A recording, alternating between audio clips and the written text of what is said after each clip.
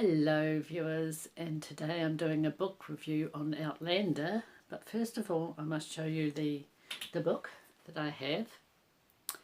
This is by Diana Gabaldon, and I think most of us knows that it's a movie as well as a book.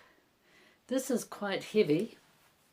In fact, I've just weighed it and it just comes under 60 grams. It's 59.7 grams. So it's quite a heavy book. And as many pages as it is, this one, and I hear there's more books of hers that are a lot bigger. This one has got 863 pages, so it's a big one. Now I read this, isn't that a nice sound? I love it. Smells nice too. Now I read this at the beginning of the year, and I did that on purpose because I knew I'd be nice and fresh from holidays, and that's the back side of it, and with all the series, and I thought, oh well, I'll get that out of the way. My aim is to actually read one per year, and boy was this a beauty. Alright, well I'm sure you've seen enough of that now, but I'll go on now and tell you all about the book and what I thought of it. And here we go. What this book is about. We start in Inverness, 1946. It all started when Claire heard noises through some stones that looked like mini Stonehenge. You know, haphazardly in a circle, stones like standing upright rocks. Claire couldn't make it out. She heard screaming, very lifelike. But how could this be? Claire had seen and heard enough, but as she went looking for her bicycle, she was sprung upon and dragged into the woods. Basically thrown into 1743. Who the bloody hell are you? Claire demanded. I am Madam Jonathan Randall. This was a start of something, as they were ransacked again, and Claire was taken hostage with the gang of Scots, going somewhere, they, not knowing who she is, but with her doctor's skills and attending to one of their men who had a broken shoulder, they kept her on as being useful to keep their man alive. Arriving at Callum Mackenzie's castle, Castle Loch, Claire was under scrutiny with Callum. Although not actually kept a prisoner, Callum saw to it that she is to be watched. Her life now living in 1743. Claire now has to adapt to primitive circumstances like making medicines from all sorts of different herbs, flowers instead of penicillin.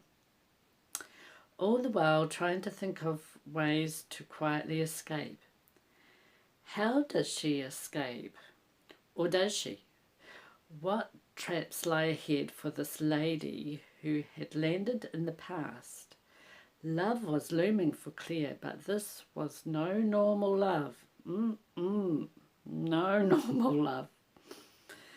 This was an explosion. Passionate.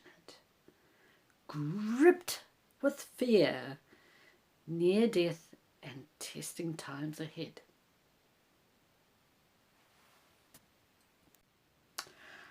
My thoughts on this book. Firstly, I would like to sincerely thank Ellen Reid for gifting me this book. Just show the book again, why not? Because why not? Holy pancakes with maple syrup. I don't believe what I just read. Wow, what a ride. What an adventure. At times grueling, at times sickening, at times the feelings of jubilation, and at times sit on the edge of the couch trying to read faster to see what's coming up, which, by the way, I'm not a fan of. It doesn't do my blood pressure any good. And for me, this is why I read. Yes, it is. For the calm and peacefulness of it all, which I certainly didn't get from this book. So, as you can tell, this book is certainly not for the faint-hearted. There is a lot of battles, bloodshed battles, children that get a nail through their ear for doing something wrong, soldiers with huge gaping gashes, whippings and beheadings, near rapings and witch trials. Bones cracking, screams of pain.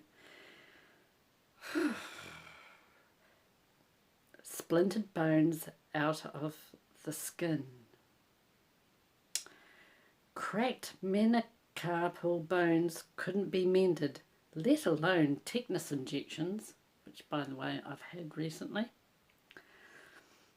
Sodomy of the cruelest nature thrust deep into the bowels of Jamie Fraser. Yep, definitely not a book, as I found it quite gruesome and bloody and very graphic, and I felt quite ill to read at bedtime. Unless you want to, and it will give you terrible nightmares. However, I loved the wittiness in this book. God blimey, which I haven't heard for years, brought back memories of my younger days. Claire had been portrayed in this book, quite a witty but a strong female, acting very quickly to her predicament and acting quickly, although I, at the time, thought when explaining to Cullen Mackenzie where she came from, I was quick to question, well, what about your dress wear, Claire, even before Cullen mentioned it. Jamie was just as bad, and really I could bang those two heads together, both stubborn as mules, and at times I just had to stop and have a break just before another argument erupted, as these two were unreal with their insults and beatings and whippings and stretch marks. I say, let me come up for air, please, and let me breathe a little. I applaud the author's skillfulness of world building, because how do we know what the world was like in the 1700s? Thank goodness I wasn't born then.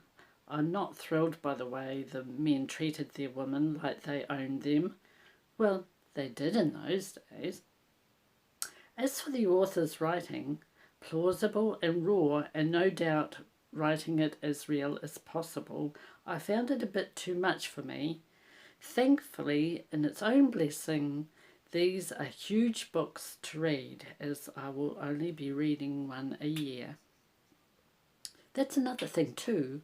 Although this is a long thought out book, I can confidently say that it could have easily been split into 2 books.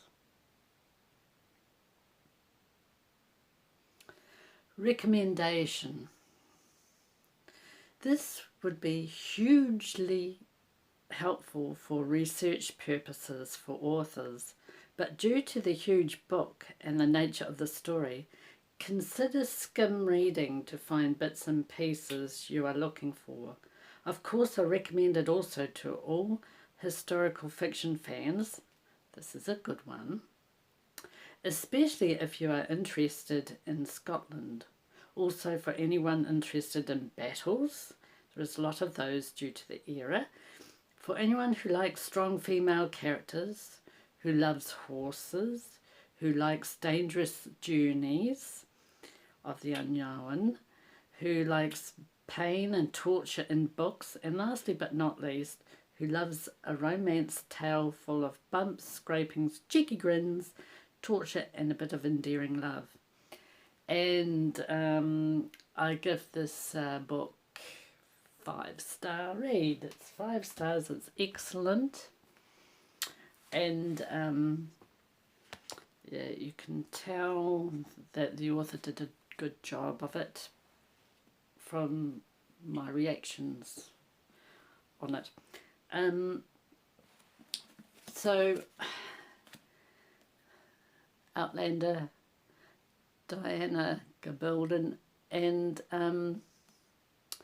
while you're at it, if you've just stumbled across my account, please like and have a look and see if there's anything else you like on my channel. Subscribe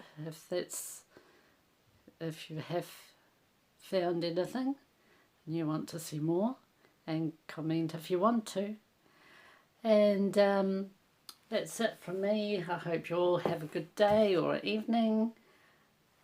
Bye.